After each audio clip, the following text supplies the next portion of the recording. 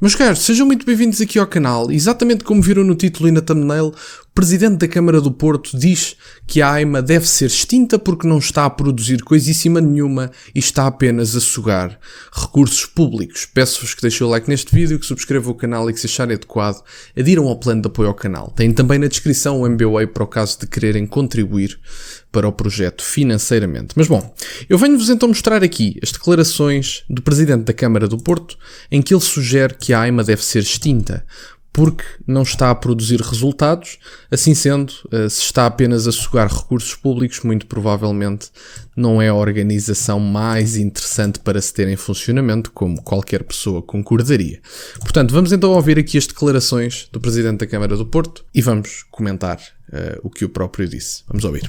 O meu gabinete foi também contactado no sábado pelo Presidente da AIMA, que surpreendentemente veio questionar o que podíamos fazer.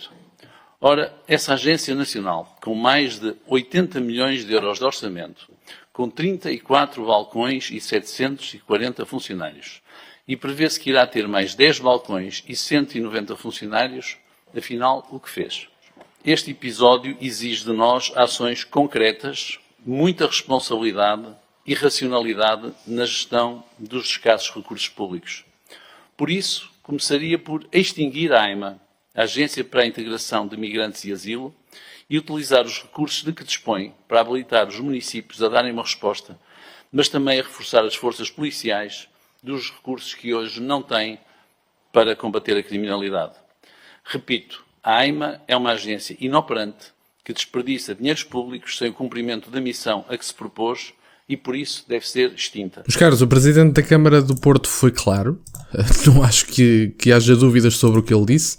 E, aliás, alguns dos pontos são de fácil concordância. Eu não fazia ideia. A AIMA, pelos vistos, ocupa 80 milhões de orçamento de dinheiros públicos e, portanto, não é uma coisa muito desejável, tendo em conta que o dinheiro faz falta em imensas áreas, tendo em conta os problemas que temos em Portugal. Pelo que ele sugeriu, vão ter quase 1000 funcionários em atividade e temos 400 mil pedidos em espera neste momento. Portanto, é uma coisa dramática. Concordo com a ideia de que os dinheiros públicos obviamente não devem ser desperdiçados. Acho que isso, da esquerda à direita, qualquer pessoa concorda com o assunto.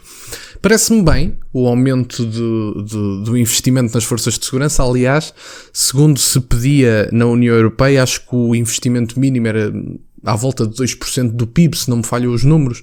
Portugal não estava sequer a 1,5% do PIB no investimento na segurança e, portanto, eu não concordo, por exemplo, que os polícias tenham que pagar a sua própria farda. É uma coisa completamente inútil de se ter e, aliás, que desincentiva a ida para a polícia. Quer dizer, as pessoas vão para lá e têm que pagar o equipamento que vão utilizar para nos proteger. Eu acho que é dramático, ainda para mais aquela questão do subsídio de risco que agora é debatida, felizmente, mas que foi pré-resolvida de forma a criar ainda mais desigualdades do ponto de vista do subsídio de risco e, portanto, ainda revoltou mais as forças de segurança, que aliás já admitiram a possibilidade de novos protestos e, a meu ver, são compreensíveis. Eu percebo a ideia da questão das autarquias. Eu não concordo que se deva entregar esta questão da documentação acho que são áreas distintas. Acredito efetivamente que deve haver uma organização que trate da questão da imigração, que trate da documentação, etc. Aliás, como nós vemos, é uma situação complexa que, quando mal gerida, nem sequer temos recursos suficientes quando é uma agência só e, portanto, se espalharmos pelas autarquias ainda faz menos sentido. Aliás, porque como todos nós sabemos, existem áreas que são muito mais focadas do ponto de vista da imigração e, portanto, eu não acredito que as autarquias devam gerir isso, não acredito nesse tipo de circunstância. Acredito sim que deve existir uma organização que o deve fazer e eu acredito que não deveria ser nos moldes da AIMA, nem com a incompetência com que a AIMA o está a fazer, obviamente. Também me parece óbvio que tem que haver o retorno nas cotas na imigração. Eu acho que isto nem sei porque é que isto é uma questão sequer.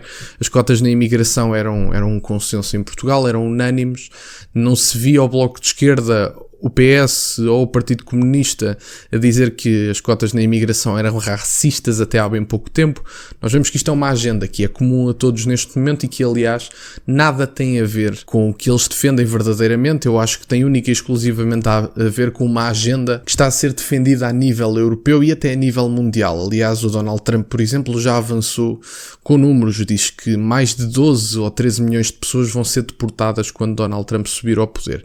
Eu acredito que, e eu digo quando subir porque para mim é evidente que Donald Trump vai ganhar as eleições nos Estados Unidos da América, é o que me parece. Agora, as cotas na imigração têm que regressar. Efetivamente, do ponto de vista de imigrantes ilegais tem que haver uma deportação, porque quer-se fingir que eles não existem quando todas as pessoas compreendem através de várias circunstâncias que eles existem. Aliás, desde identidades falsas, como já houve reportagens na televisão de que havia imigrantes que chegavam a Portugal, davam a sua identidade ou o seu bilhete de identidade ou o seu cartão de cidadão, como quiserem, como roubado e depois tinham acesso a um novo. Vê-se também a falsificação de documentos através do acesso a sistemas que só deveriam estar disponíveis para o governo português e para quem trabalha com esses temas, e vemos que é de fácil acesso, vemos pessoas a vender identidades. Aliás, na altura falava-se em 300 euros, já com um contrato de trabalho, com visto de residência e com N de coisas. Portanto, com 300 euros entrava-se em Portugal e tinha-se acesso a documentos. Isto não é aceitável, tem que ter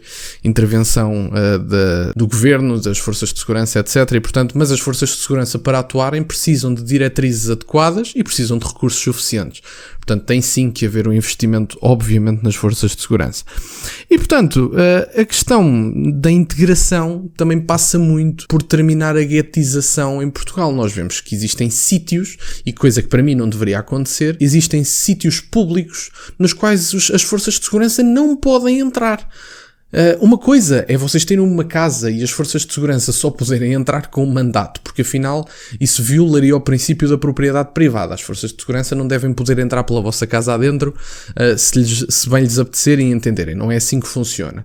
No entanto, em espaços públicos, nomeadamente em bairros, nas ruas de bairros, existem efetivamente bairros, e todos nós conhecemos alguns, onde as forças de segurança não conseguem entrar, não podem entrar, porque aliás, ou são recebidos à pedrada, como já aconteceu várias vezes e foi noticiado, ou são maltratados, ou inclusive, e portanto isto não pode ser aceitável. Tem que haver respeito pelas forças de segurança. São pessoas que diariamente arriscam as suas próprias vidas para nos defenderem, para tornar a sociedade portuguesa civilizada e viável do ponto de vista da nossa convivência, e portanto não podemos fingir que forças de segurança entrarem num carro dentro de um bairro, serem ofendidas, serem apedrejadas ou até pior, baleadas inclusive, que também já aconteceu, infelizmente.